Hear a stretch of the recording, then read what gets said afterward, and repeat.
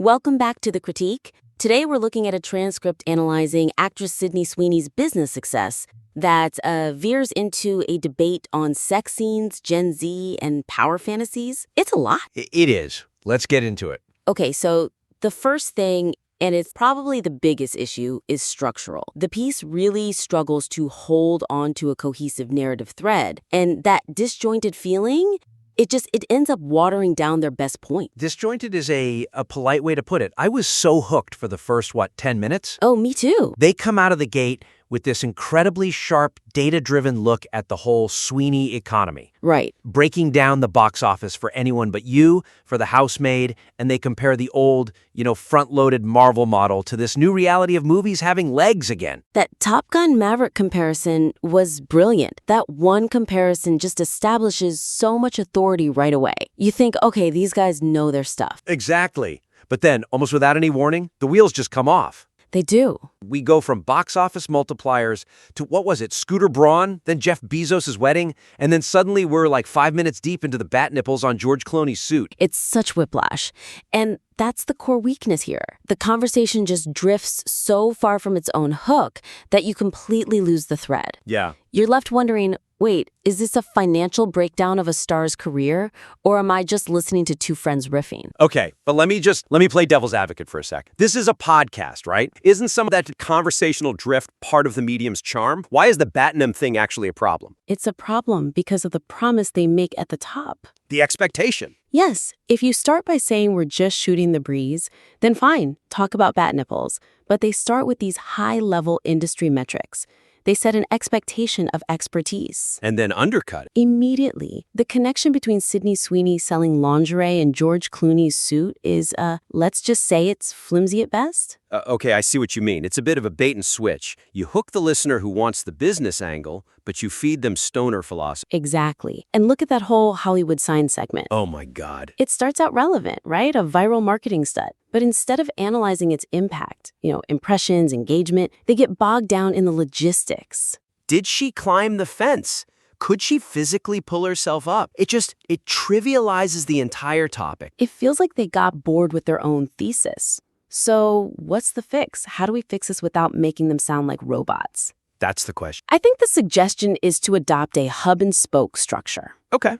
So think of a wheel. The central thesis, Sydney Sweeney as this case study in modern stardom, that's the hub. Every single tangent, every anecdote has to be a spoke that connects right back to that hub. Walk me through that. Using the Batman tangent, how does that become a functional spoke? I don't see it. Well, you have to frame it correctly. Right now, they talk about Batman's gym routine and his body fat percentage like it's a totally separate topic. Right, it's just about superheroes. To make it a spoke, you have to explicitly contrast the male power fantasy that Batman represents with Sweeney's very specific brand of female power fantasy. Oh, I see. So instead of just, hey, remember the bat nipples? That was weird. It becomes men buy tickets for Batman's competency fantasy. Sweeney's audience is buying into an aesthetic fantasy. And the bat nipples were this clumsy early attempt to merge the two that completely failed. Boom.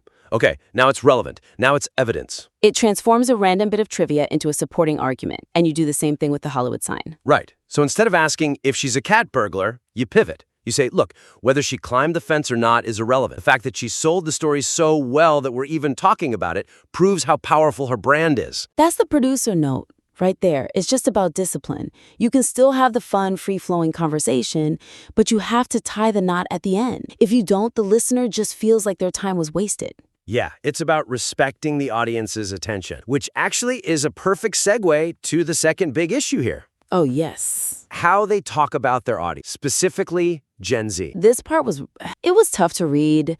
The topic shifts to why younger audiences seem to dislike sex scenes in movies. And their conclusion is pretty blunt. Very. They basically land on Gen Z doesn't like on-screen intimacy because they're uncomfortable, they lack real-world relationships, and there's a lived experience gap. It's so dismissive. The weakness is that they're using what's called a deficiency model. Right. They're framing an entire generation through the lens of what they supposedly lack. Like, young people only dislike romance on screen because it makes them feel awkward because it's something they don't have. It just sounds like old man yells at cloud. It's projective, and honestly, it lacks all the analytical rigor they showed in the first 10 minutes. You can't just diagnose an entire generation as lonely and call that criticism. And what's so frustrating is that the source material actually contains the counter-argument, but they just walk right past it. I know. One of them literally says that Gen Z viewers find the scenes unrealistic. That's a fascinating thread to pull on. Right. If an audience says, "This looks fake," and the critic hears,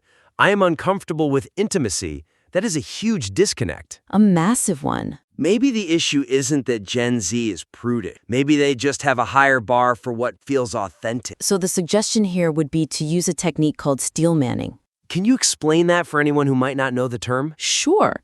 Steel manning is just the opposite of straw manning. So instead of attacking the weakest version of an argument, Gen Z is just awkward. You build up the strongest, most charitable version of their viewpoint, and you argue against that instead. Exactly. So in this context, what would that even look like? Well, maybe you'd say something like, perhaps Gen Z rejects the typical Hollywood sex scene, not because they're scared of sex, but because they see it as performative filler that just grinds the plot to a halt.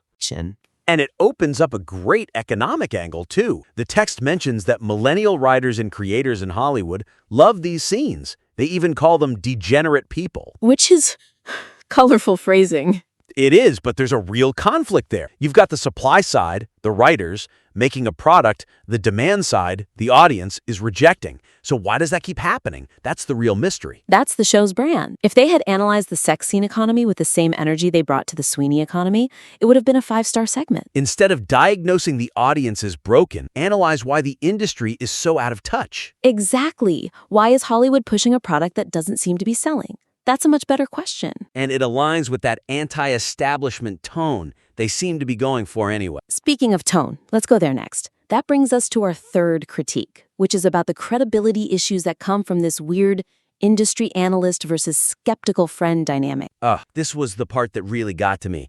The inconsistency. Yes. 1 minute they're citing box office multipliers like they work for Variety. The next they're deep in this kind of low-stakes conspiratorial gossip. It's the constant use of phrases like, I don't know if anybody buys that. They use it for everything. Sweeney's dating life, the Hollywood sign stunt.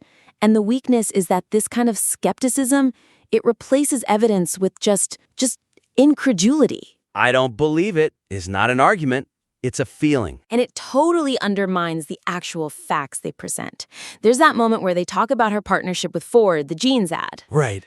And they explicitly admit, I called into question whether her jeans ad actually moved merchandise, but later it was proved that it did. That's a huge admission. They were wrong to be skeptical before. So why doesn't that change anything? They admit they were wrong about the jeans, but then 5 minutes later, they're doing the exact same I don't buy it routine about her lingerie line selling out. It makes no sense. So the suggestion is either separate the voices more clearly, or even better, use that skepticism to actually fuel the analysis. What do you mean? If you know you were wrong about the jeans, you pivot. You stop saying, I bet the lingerie thing is fake, and you start saying, I was skeptical about the fence.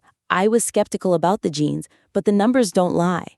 This proves her audience will buy any narrative she sells, no matter how staged it might look. Okay, so that synthesizes the gossip into a real business insight. Yes. It makes the point that her brand is just bulletproof, which is a much stronger takeaway than just, nah, it looks fake. That just sounds like being a hater, not an analyst. You're asking the listener to trust your data on a movie earning $300 million, and in the next breath, asking them to trust your gut feeling that an actress isn't really attracted to a producer. You have to pick a lane. And this tonal whiplash is maybe clearest in that Batman segment we mentioned. Yeah, let's go back to that. They're trying to make a pretty serious sociological point about male nudity becoming less of a big deal, referencing Tom Cruise and the whole Oprah era of men needing to be in shape. It's a valid topic. A really interesting topic, actually. But they completely undercut it with the bat nipples jokes and laughing about George Clooney's costume. It's a total distraction. If your point is that men are just kind of expected to be naked now, then stick with that. Is it the superhero industrial complex? Are actors being treated more like athletes? When you just veer off into mocking the costumes, you're telling the listener, hey, we're not taking this seriously, so you shouldn't either.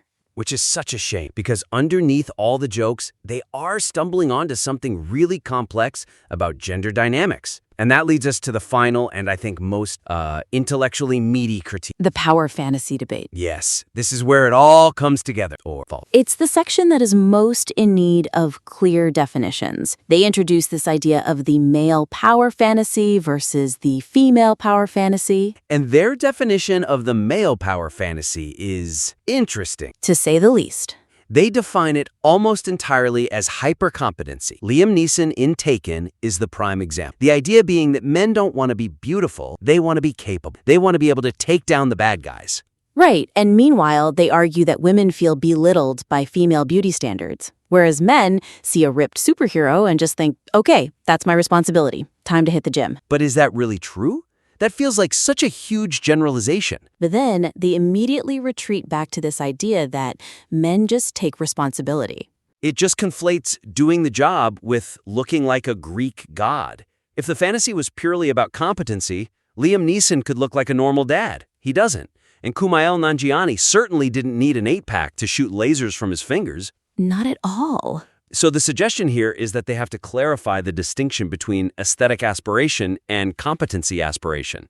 They're pretending the male fantasy is 100% competency, and they're completely ignoring the toxic aesthetic standards that come with it. And there is a smoking gun in the text that they totally fumble. The shower. The Ben Affleck shower scene in Batman vs. Superman. One of the hosts brings it up how the camera just lingers on his muscles, and then immediately dismisses it. Says something like, I didn't need to be there. It was unnecessary. By dismissing it, they miss the perfect opportunity to prove their own point. Exactly. That scene is the objectification of the male body. That's the female gaze being applied to a male hero. It has nothing to do with his competency. He's taking a shower.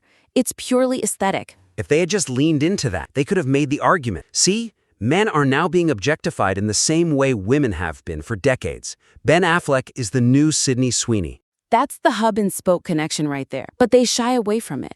I think because they're uncomfortable or they'd rather make a joke. They treat it like a cinematic flaw, not a piece of cultural evidence. It really just highlights the need for precise length. You can't have a conversation about power fantasies if you haven't defined whether the power comes from what you can do or how you look. And I think that confusion comes from them not really examining their own biases. They assume men look at Chris Hemsworth and feel inspired. But I guarantee you a huge portion of the male audience looks at that and feels the exact same inadequacy women are told they feel. And just waving that away with men take responsibility is just bad sociology. It's surface level. And for a show that clearly wants to be deep, that wants to analyze the Sweeney economy, surface level just isn't going to cut it. So let's tie this all together. We've thrown a lot at this transcript. What's the path forward for it? Well, first, let's acknowledge the good stuff. The industry instincts here are very sharp. The understanding of box office mechanics, legs versus front loading, that's high-quality analysis. The raw material is absolutely there. Totally agree. But